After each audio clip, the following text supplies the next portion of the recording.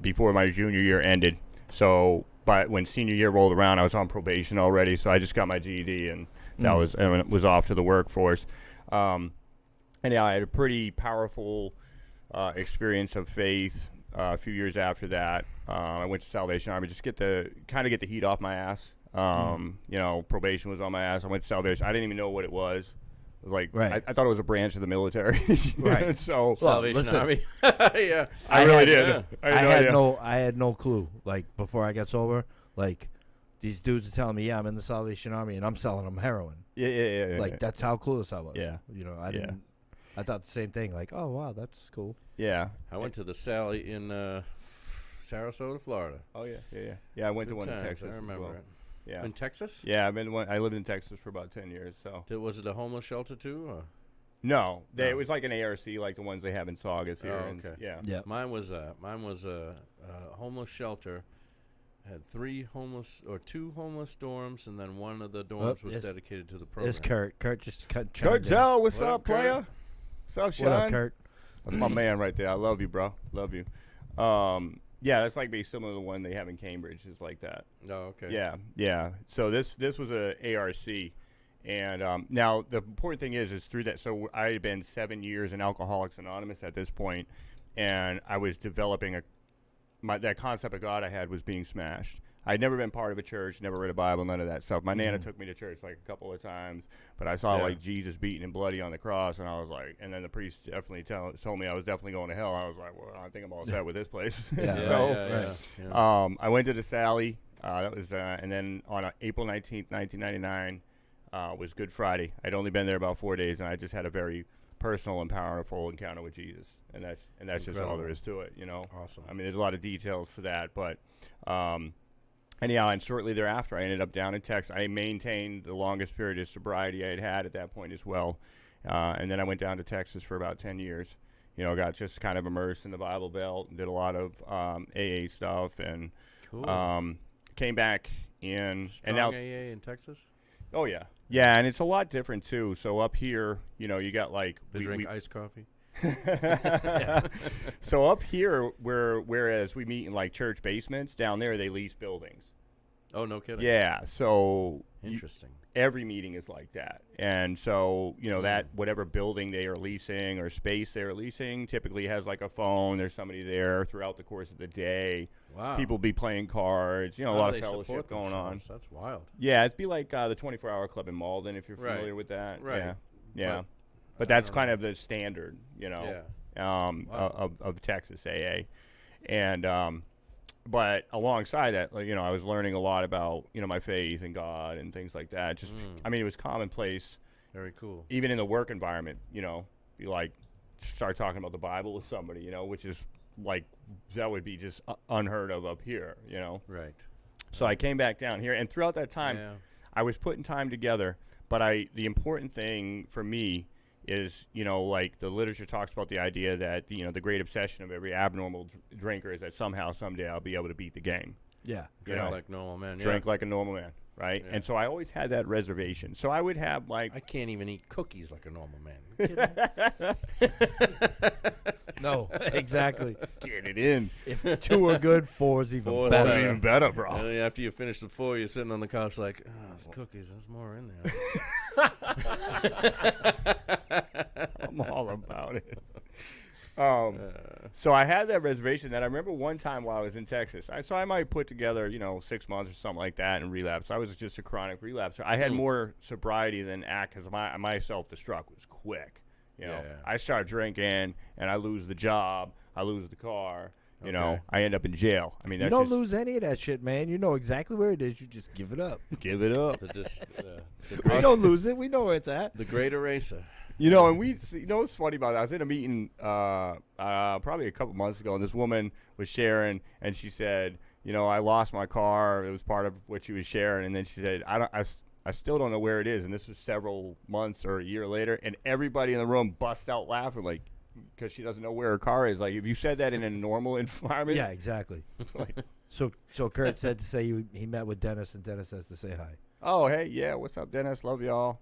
I won't be able to join y'all because they're doing like virtual meetings for the church and all that stuff too. Yeah. So it's beautiful, man. It's really wonderful how we have this, right? Right. Yeah. You know, Absolutely. I mean, it really is. What would we do? Yeah. What No. would we do? know. Yeah. Isolate. Sheep I've therapy. been blessed, grateful. Yeah, absolutely. I've been using it with intentionality too. Like, so throughout the day, I've just been specifically like reaching out to certain people, or just kind of doing my that's thing in cool. social media, just to let people know, hey, what's up? Thinking about you. It gets us out of self. Yeah, You know? Yes. One more thing yeah, to get us out of self. Yeah. Like we get consumed in our phones, and now it's like, and it's almost like, is this shit happening for a reason, for a bigger purpose? it always You is. know? Yeah, it's always a bigger purpose. Yeah. I don't know the plan, Yeah, but But I know, collectively, yeah, I know there was no hesitation in me when you were like, "Are we still gonna do this?" I was like, "Absolutely, yeah. absolutely." I haven't been able to get to any meetings. You know what I mean? yeah. No, and even like tonight, like we just put my sponsor's actually going to be doing stuff at his house as well. You know, like small gatherings and stuff Yeah. like that. And a lot of people are doing that. You know, just Yeah, just have the questionnaire on the door, like here. yeah. Have you traveled outside of the country? Have you had a fever over 101.3? Blah blah. You know what Yeah, I mean? yeah. It's funny because I'm driving Sanitizer here. as you come in. Yeah, all that good I'm stuff. driving Yeah. here, and Tom's like, "Oh, I got us a guest," and I'm like, "Okay, I'm gonna ask him. Has he flown in the last 2 weeks? Has he been out of the country? Has he yeah. been in Yeah. close contact with anyone who has been diagnosed? You know what I mean? Yeah. 'Cause- Yeah. But I'm not saying I'm living in fear, but I want to be cautious. not either. You know? Yeah, absolutely. Yeah, right. Yeah, Like- there's like a balance there. And it's been difficult for me just Yeah. because I'm somebody, and I say this without reservation. I've never been sick in my life. I mean, I've never even had the common cold or flu. I'm just Really? blessed and fortunate to have Mm-hmm. strong immunity and immune system. So You know what was weird? When I was ripping and running, shooting dope, never got sick. yeah. No, Strange.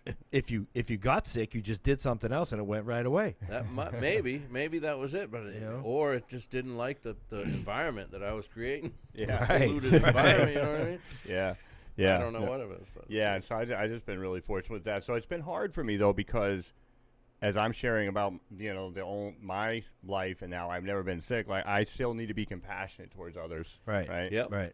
And recognize that there are people who are more susceptible to this. I mean, I have a mother who's older. Her boyfriend got really sick, so it's like certainly people within the church and stuff like that. And who's to know?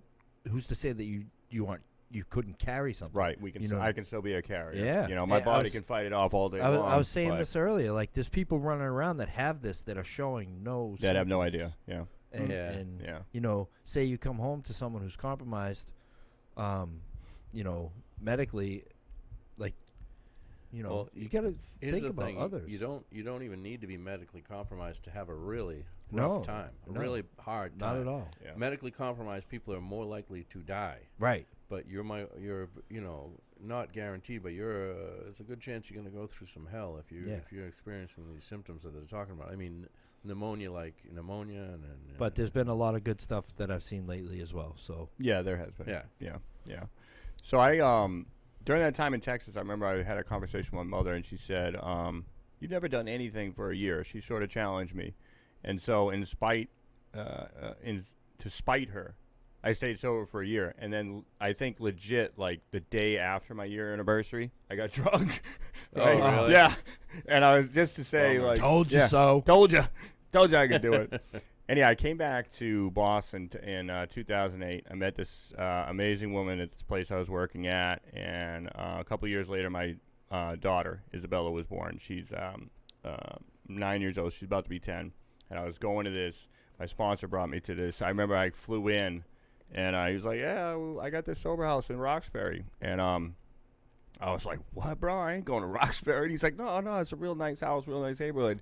And he picked me up from the airport. I dropped something off at my mother's house, and we rolled into Roxbury, into Dudley Square. And I was like, bro, I thought you said this place was nice, bro. Yeah. Right? And not that I've been in some rough hoods, like not only Lynn, but in Fort Worth and all that. So it wasn't like, I wasn't, scared or shook or nothing like that. Yeah. But I was like thinking like, oh, this is going to be nice, Anyhow, shortly thereafter, my daughter's mother became pregnant. She came over. I think I had about a month's sobriety.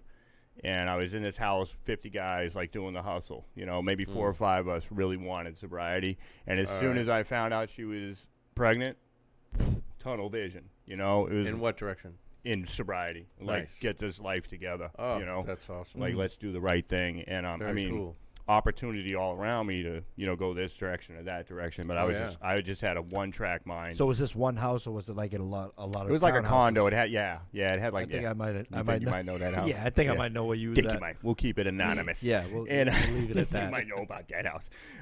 Anyhow, so as a result of that, I had 3 years of sobriety. Now the thing that happened is, sort of the dust settled. Like my daughter was approaching 2 years old, and I was kind of really questioning myself. It was the first time in my life that I had lived, and I had the same job for 3 years. I lived in the same house for 3 years. Yeah. And I that was feels good, right? It felt good, but I was so unaccustomed to it. Right. Right. Yep. And I was What do we do? yeah. We build shit up and we rip We it down. break it down, build it up. That's that was right. how I lived my life. And that's what happened to me when I was in the house with you, in the program with you. This is years ago, and I went out on a pass, and I literally decided, like, this ain't me. This isn't what I do. You know what I mean? And then I went and used, and that's when I relapsed. Yeah. So I was by myself, and I started the stinking thinking, and I can't do this. Is my identity. I'm giving up my identity by staying sober. Yeah. And I think that's Right. that's a block to some people. But That's the fucking lie you tell yourself. yeah, you have to believe that there's something better over there. There's got to be something better on the other side. You don't have to get high. Yeah. You know what I mean? Yeah. And it sucks to get high. Yeah. You might think it feels good for now, but it sucks. Yeah. You know what I mean? But also, like, people forget that it was our norm Yeah. for a long time. Yeah. And to like reprogram and readjust to real life. It's not easy. very, very difficult. Yeah. And because, like, and people are like, I don't know why I did. Fucking untreated alcoholism. Yeah. That's why. Mhm. It ain't don't difficult. figuring out why it ain't difficult. Yeah. You fucked up. Right. Get back. Back Get on back the in it. horse. That's it. Yeah, and there's Well, not back on the horse. Yeah. not that horse. Yeah. No, and that's the thing about it is this is what happened then, and this is what I practice now. But there's just a very simple formula to this whole thing. Dr. Bob, co-founder, summed up the 12 steps in 6 words. He said, trust God, clean house, help others. Mm-hmm. That's Right. it. Yep. It's real simple, right? Yep. And so towards my relapse at that time was totally premeditated. I mean, it was 2 or 3 months in the making. Yeah. You Last thing you do is physically. Yeah, pick that's up. right. Yeah, I mean, there were to the degree. I was, you stop going to this meeting or that meeting. I wasn't doing the commitment, the prayer time, helping others. All that stuff starts to, that complacency, resting on Slip my out the laurels, that side, sort of yeah. thing. Like, I got this lick, getting a little cocky. Before you know that, it starts to turn into delusional thinking, right? Right. Because I'm not cured. I got a daily reprieve contingent upon the maintenance of my spiritual condition. And so Yeah. there was a number of times that I would sit out in front of the liquor store after work for an hour sometimes, thinking about it. Yeah. And that might be a sign. Yeah. That was, here's the other thing. Nah, man. I just need a cigarette. Yeah. Right. Or The other 12. thing- A soda. The other thing was the secrecy of it. I wasn't telling anyone. Yeah. You know, Oh, yeah. like the shame of that. I'm Yeah. good. Oh, I've been I- thinking about I a don't- drink. I don't know? got to talk about this. That's right. Yeah. No, I'm good. Right. You So remember what it was like to finally live on the up and up, where you're not ducking around into a bathroom and getting high. That's the way I was. Yeah. I would duck into a bathroom and get high, because everybody in my life, I couldn't tell them I was getting high. So Yeah. it was so nice to not have to hide that from people. Yeah. You know what I mean? Yeah. Just so freeing, liberating. Yeah. After you put a few 24s together. Yeah. You just start. It's just when you're on the other side of it, it's so much better. Yeah. You know what I mean? Yeah, and I'm practicing that in a radical way right now. Radical vulnerability. In the relationships that I have with people. Nice. That is cool. And that brings to mind when I was at a treatment center in New Hampshire a few years ago, and one of the counselors there, and this is, Kurt and I did a little thing while I was up there. It was really beautiful, but and this is So the one of the counselors brought in a quote by Brene Brown. She talks about vulnerability. Yo, Yeah. that fucking She's fire. special is fucking amazing. Yeah. She's Renee Brown. Brene. Brene Brown. Yeah, Brene. she's fire. Dude, she goes into big ass companies, corporate. Oh, yeah. like Yeah, she and tells does, yeah. motherfuckers, no, you need to be vulnerable. This is Like, how we do it. Yeah. Vulnerability is not weakness. No, Not at all. No, Strength. no, no. Weakness is nobody likes weakness. Right. Vulnerability is something completely different. Yeah. Vulnerability requires courage. This is who I am. Yeah. And so the quote was, you either walk inside your story and own it, or you stand outside your story and hustle for your worthiness. And that's what I had been doing. All of those external things, Yeah. I felt validated my worth Hustle to the for people your around me. worthiness. You know? What's that? Hustle for your Yeah, worthiness. you Hustle for try your and, worthiness. try and convince everyone in Convince your life everybody Yeah, that I'm you're doing worthy. everything. I'm doing all of Yeah. these things that the world says I should do that validate my worth to Yeah, you, right? right. You know? Mm. And Yeah. all the while, God was revealing to me who I am and being okay with that, Mm. Yeah. And so the office at that time, they changed somehow or another from catered lunch every week. It went to a booze fest. So I'd be up, we had an open office. I'd be up Your there. job. Yeah. Yeah. Yeah, the company I'd been at a few years. So I'd be looking down there and thinking, I'm thinking, Yeah, yeah, absolutely. you know what I'm thinking, Yep. You're thinking, Yeah. I want a couple of Free those cookies. booze? Yeah. No. What if there's any sandwiches left down there? And cheese and crackers? What's Yeah. going on? And so, eventually I picked up. And from that time until now, just kind of bring it current. I had sporadic sobriety. I went to Eastern Nazarene for a couple years. That's how I met Kurt. I love you, brother. I don't know if you saw. He's like, Kurt is truly like a brother.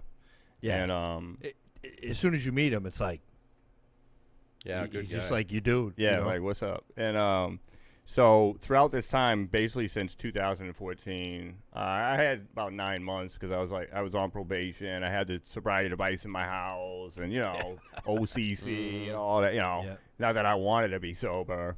One day when Yeah. that storm came through in 2015, and then everything was shut down, all the snow and all that, I ended up on Channel 7 News with Dan Housley coming through North Station because I was like, yo, fucking commuter rail, like, what the heck? And he's like, you want to talk to me? I'm like, I sure do. I ended up just finally one day, I was like, it is what it is. Fuck this shit. I was like, Yeah. I sat down at the bar at South Station and just started pounding them. And the next morning, the warrant was put out, because and then I'm hiding out like this clinic in Lynn, and I blacked out and woke up in a jail cell. I don't even know. So fast forward in like the last year, I went off to, like you were talking about, I was drinking, on the job in the morning. I was nipping I had to have it. It's nipping in the morning. I'm working down in the financial district, and that was the thing about this hustling for my worthiness. See, I saw that as what validated my worth. So I'd often tell you, like when I was sharing with you earlier, and people would ask me what I do, and I like to shock them, be like, oh, I work in corporate finance. Like I work in the financial district, Yeah, right. And but I was, full blown alcoholic. They had a company trip to Mexico, all expense paid, unlimited alcohol, and I was drinking heavy at the time, and I didn't go because leave on vacation, return on probation, right? And I wasn't interested in Mexican prison, so I was like, I'm all set. Yeah, that was wise. That was a good decision. And right so they tried desperately to hold on to me, and essentially the point of breaking my CFO's heart. I was finally like the 6th warning came, and he said, listen, if even to the degree, he was like, listen, if you want to take one day and go to IOP, I'll still pay you, but I need you to get well, because and I didn't, and so that final warning was Monday, and by Thursday, and as I said, I was to this extent where I needed to have a drink in the morning, so I was off in the bathroom, throwing back the nips, and coming into the back into the office like they don't know, Yeah. right? Oh. Right. Ain't know what smell this. No, anybody smell that? And so I went out to lunch that Thursday, and I never came back. Sounds about right. Yeah, sounds right. Checks out. And I when I finally came to about 4:30, 5 o'clock, I got all these messages from my boss, a bunch of calls, and I tried to make up some story. Oh, I was out to lunch with my girlfriend, and he's like, Chris, I've heard that before. You're fired. And so I ended up doing a couple rounds of California treatment. It was pretty wild, pretty traumatic. A lot of stuff happened. And then just coming up into, I was on unemployment for a little while, so I was running with that. I was running the streets of Quincy, just crazy, living in hotels and all that, wasting, exhausting the unemployment. And then this is where So it started getting real cold. I was living in a clothing donation box. I mean, I just jumped in there because it was cold.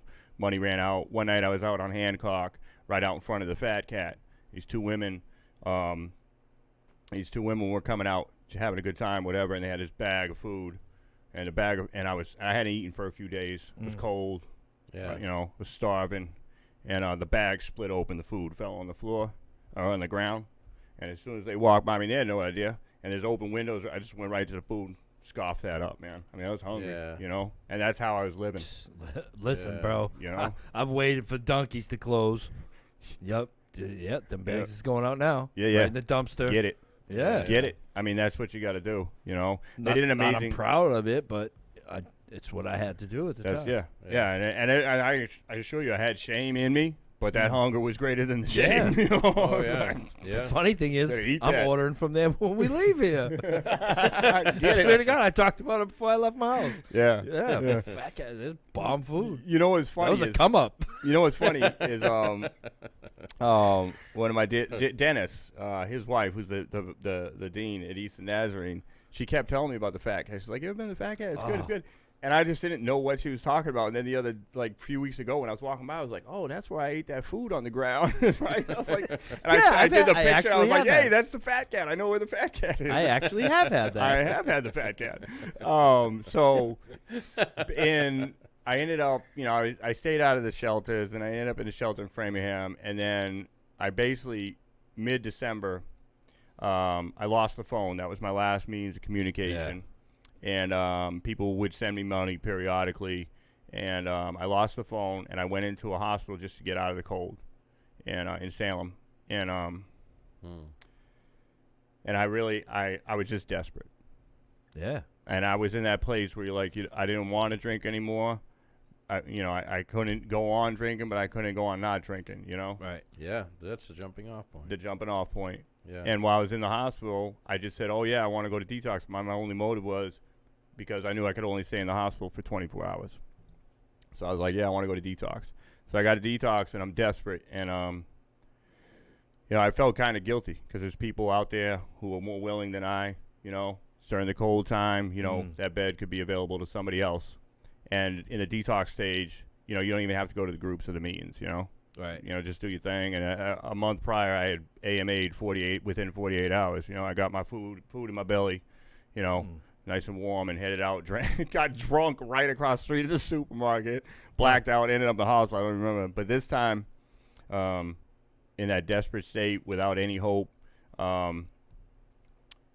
something in my spirit, my mind and body weren't up for it, but something in my spirit said, "Get up, go to the meeting. Get up, go to that group."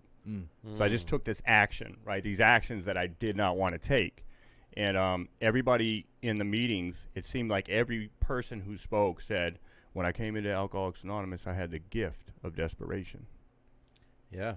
And I had heard that 1,000 times before. Oh, yeah. But something during that time, within that 2 or 3 day span, that just really started to ring for me. Yeah. Shit was just resonating. It was resonating hard. It was just echoing in my mind. And it was one night or during the day or something like that within a 2 or 3 day span. And I just and it's really emotional for me because, I didn't want it. Yeah. I was just desperate. And then God just struck me and said, "It's a gift." And that was it. The window opened, and I jumped through. Right? Yeah. I was like, "Wow, we're doing this thing." Those are the moments you will never forget. Not at all. Not at all. And it really was just by the absolute grace of God. It's like when it talks about in there that we'll suddenly realize that God is doing for us what we could not do for ourselves, right? And then, so sometimes people in meetings will say that whole thing like, "Oh, God helps those who help themselves," and He does, but He also helps those who can't. Right. Right. Yeah. And grace, unmerited gift. Unmerited. Like, I am truly grateful I did not get what I deserve. Yeah. Right. Seriously. Absolutely. But you do deserve it because you became willing. No. I'm saying, like, if I had to go to court, Oh, right. you know what I mean? Yeah. For all the No, shit that I understand did. Guilty. Yeah. But is the Guilty. becoming the Public becoming defender's willing dream. part. Yeah. That's like Yeah. that's what a friend of ours says all the time. I was guilty. I was a public I was a defender's public dream. defender's dream. Guilty. And so that was December 21st is my sobriety date. But I had all this, I had all this experience to draw upon. Like, I'm one of those people, I had 3 years sobriety. I had a whole lot of knowledge, right? And it's good stuff. I mean, it talks about that, like, we're people with reason, we have this experience to draw upon. And so I knew what I had to do, I knew, like, those simple steps, right, of taking action every day, actions that I didn't want to take. And there was a number of times where I wanted to run out the door. There were definitely moments when I was like, I want to drink, and God, and that time when it says there's no human power, right? Yeah. It's just me and God. Yeah. You So know? Kurt said, tell them about the grace that no one gets like you. No one else gets like you. Yo, he knows. You know this, son. You know this, son. No, because throughout the time, I mean, Kurt and I have known one another for, over 6 years now. And I can't even recall or account for all the grace that God's poured into my life. And that's just what it is. Right. And then we're talking, I mean, the material stuff, I mean, I could just go down the litany of things, right?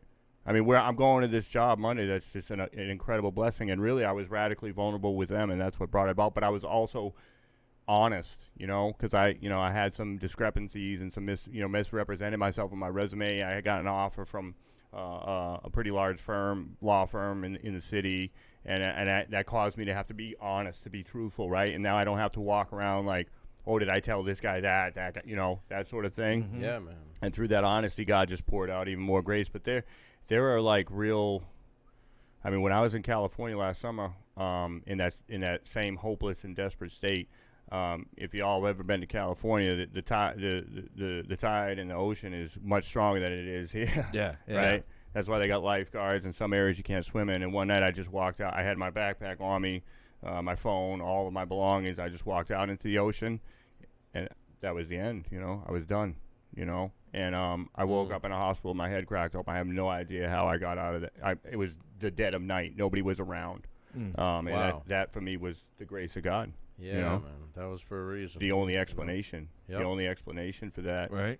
Yeah. And so one of the things too is in this last few months, I mean, I just jumped. I was there in treatment for about a month, a few weeks, and I left there, and I just kind of getting into sober housing and all that, and God just opened door after door after door. But there were absolute moments, even coming up here, and a dear friend of mine, Eric, one night I was standing outside this building, and I was looking at the liquor store because I just had enough. I was like, God, I'm doing everything I think I should be doing, and this isn't happening in my time or in my way.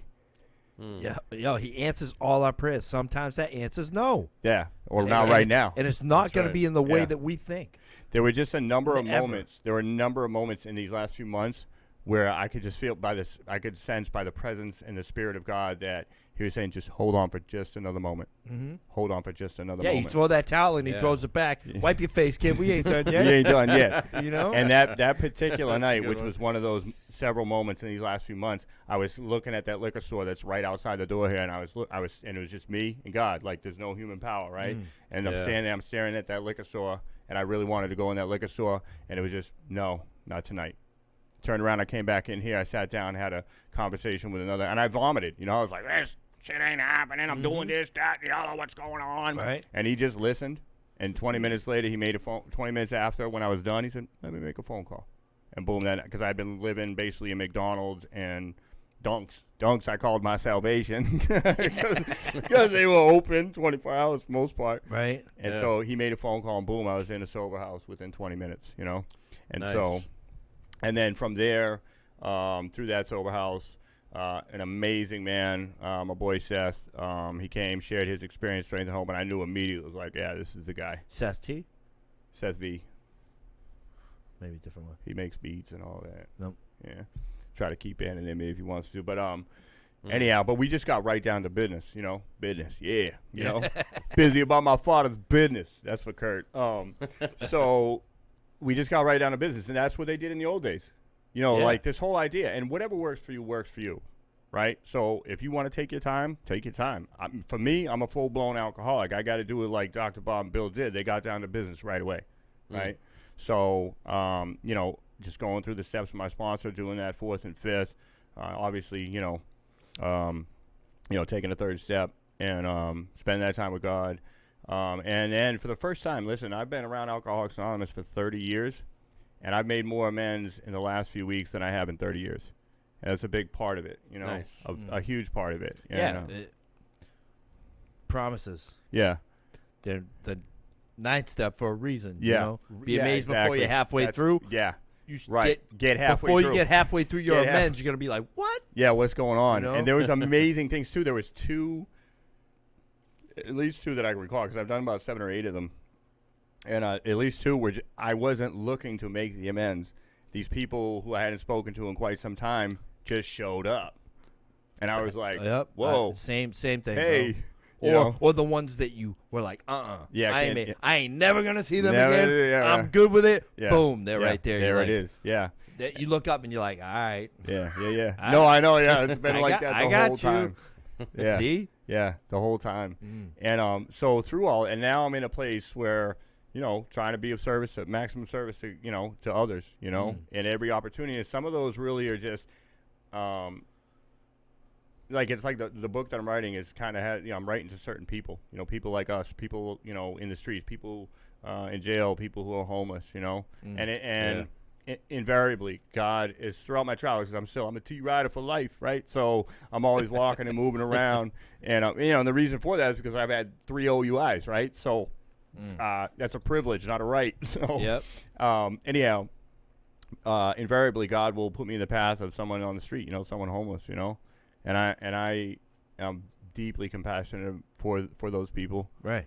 and I just stop. I mean, spend time with them, give them what I can, pray for them, you know. No one knows why they're there, how No. they got there, Yeah. if they're an addict or an alcoholic. No. Everyone just fucking assumes. Yeah, they make us up. Yeah, you know, like Eastern Nazarene recently did a play about Father Bills, the Father Bills play. It was beautiful, really, really beautiful. And I lived there for an entire semester while I was going to Eastern Nazarene, and I lived there several other times. And when they put this on, it was very, and that's what they were really trying to communicate and convey, is like, there's no stigma for homeless people. Like, we shouldn't just assume, oh, he's a drunk and a drug addict, and this is how he ended up. That's not the case a lot of times, and a lot of them are working. You know, they're trying to get back. They're trying to get back into life. Yes, are some of them that? Absolutely. Absolutely, yeah. But that's not the case for everybody. That is not, and we have no idea what transpired that brought them to that. no. I think overwhelmingly, though, it's mental illness or alcoholism that keeps someone out on the streets for multiple years. Yeah. Yeah, You know, I mean, you can have or a- it could end up getting there. Right. You know. Yeah. You can have a life event and be homeless, though. Yeah, Yeah, and they were those are some of the lives that they showcased. Loss of In fact, family. one of them who was there for like the Q&A afterward. I mean, now she has her own home. She got married. She was helping with the production of the play, but she had lived in the shelter for at least a year. Oh, You know, just and then recently, radically transformed her life. someone that I know through a mutual, like, this woman was living in a car in a parking lot. Yeah. Works there. Yeah. Not works there. Yeah. Yeah. You know. Yep. We don't know what the circumstances are. No. You know, it could be a divorce. It could be Yep. There was loss some of those, a job. Yeah. It could be something of like job. this that's Yeah. going on right now. Yeah. Loss You of know? the family. Yeah. A lot of times. Yeah. You know, We have no idea. when you Yeah. have nobody, you know. I've seen people that, you know, have been there for a very, very, very long time, Yeah. and see that person they're happy if Yeah, no, and I met some like that, you Yeah. know, throughout my travels, particularly in the city of Boston. Yeah. You know, because I ran through there for quite a time, you know, quite a while as well. So, yeah, we but the thing with that, the important thing, and what I realized even before that, but in seeing that play, is that those people need to know that they matter. yeah, absolutely. You got to engage them, Yeah, you know, and let them know that I see you. And, you know, like one of the things throughout, you know, my life, you know, in various circles or whatever, when people start talking about, oh, I don't give homeless people money, you know, and I'm like, well, you know, I do. I don't think about it. I just give. And for me, I don't give. I'm not concerned with what they do with the money. It's none of my business, right? And how many times was I stemming at South Station, right? And people, I can make $100 in about an hour, just, you know, and you know exactly what I was doing with that money, right? yeah, right. But when I give, I don't care what they do with the money. When I give, whether it's food, money, whatever the case may be, it's to say, I see you. Yeah, You matter. I care. you know, and people did that for me. And, you know, I'm sitting here with you, you know, with you guys right now, you know, a success, right? You know, I mean, things are opening up in my life, right? And It's so, an interesting way to think of it. Yeah. Yeah. Ain't my business what you do with it. no. Right. You well, know? I if mean, you sometimes know don't wanna- someone that is, and potentially you know that could happen, Yeah. that might be a different story. Yeah, But you know, sometimes- certainly if you're like enabling someone that you know, Yeah, right, yeah, you right. don't want to be in that sort of situation. Yeah, and you know? feel like you're buying a drunk a drink. You know. I mean, Yeah. I'm not really. Shit, someday a motherfucking drunk might need a drink. They need it. You know? It happened me that's yesterday. true. Yesterday, I hit a guy up and I told him straight up, like, you know, I had what little I had. I gave him some money. I said, hey man, if you know need to go grab a few nips, do what you got to do. Yeah. You know, I mean, that's just kind of where I'm at with it. And that's for each individual. To Exactly. decide. That's. But I see so much of myself in that. I know where I am now, Mhm. and I recognize that.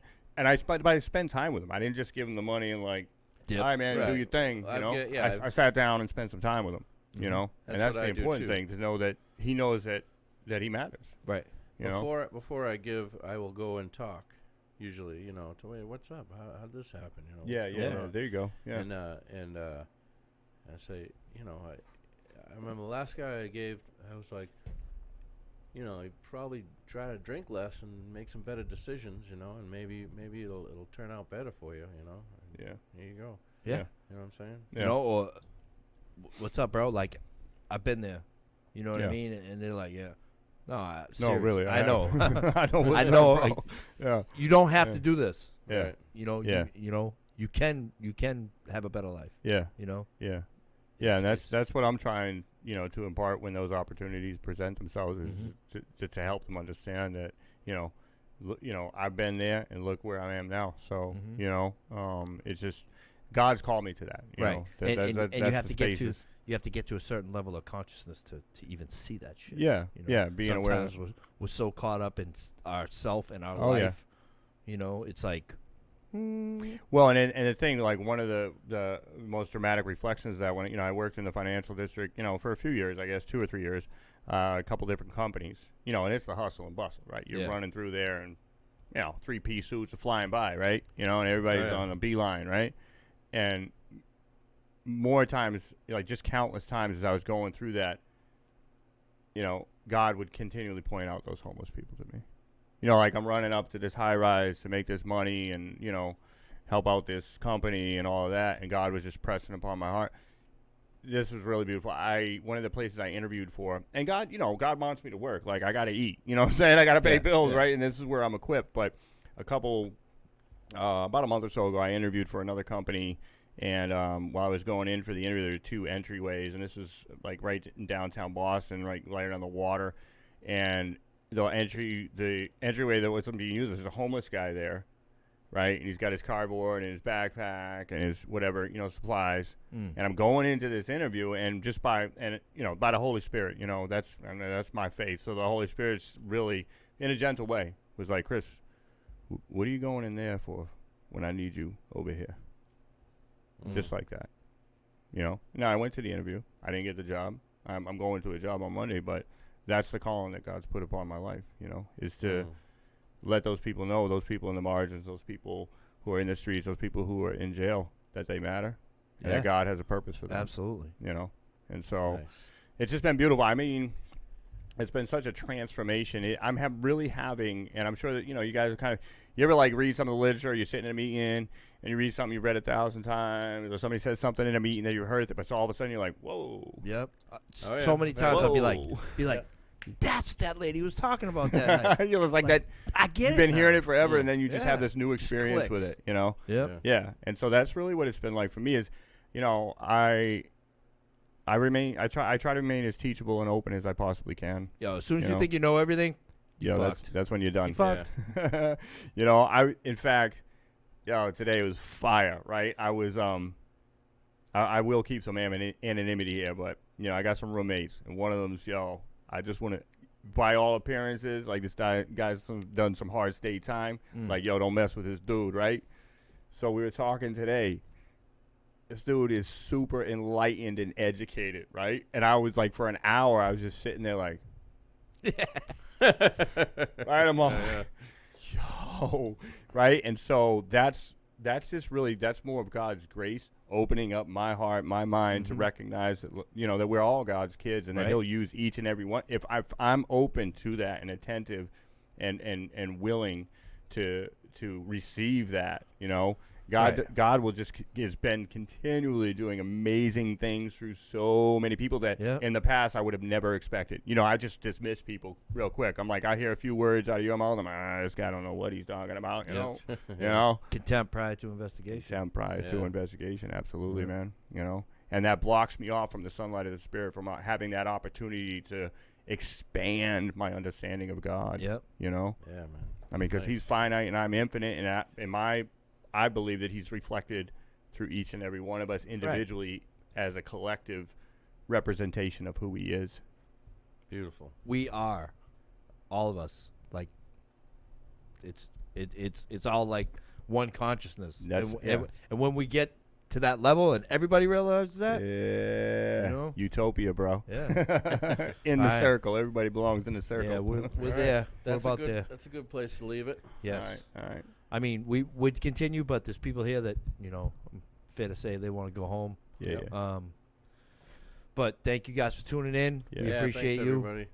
And like I said, lolterms.com. You can listen to the audio Stay strong, people. whenever you want. Yeah. Stay strong. Stay Keep up. the Check faith. out Zoom. There's lots of groups on Facebook that are virtual. At meetings you probably been to. You can check them out. All it takes is a Zoom app, and you can check it out. I know on Central Service there's a bunch of online meetings there. There's telephone meetings. Check out Social Peer Recovery's page. There's lots of links on there. I'm sure there's links on here. I know Lee puts up a bunch of stuff. Oh, and here is a New Way Recovery Center in Quincy. A New Way. Plug today. Good spot. Yeah, I tagged him up in the post. And if you want to watch any of our video podcasts, just click on the photos and you'll see Facebook. You'll in this Facebook group. That's the easiest way to find the podcast. We're also on YouTube. Is really easy. The Life on Life's Terms podcast. Yeah. Anyone that's hearing impaired, you can close caption it on YouTube. So if anybody wants to go over into YouTube and subscribe, that'd be yeah, great. I mean, we absolutely. have like 6 subscribers, so All right. we're big So time. once again, we did it. All right, people. Thank you for tuning in. Thanks, Appreciate y'all. y'all. Thank you, Grace Chris. and truth. Peace. Peace.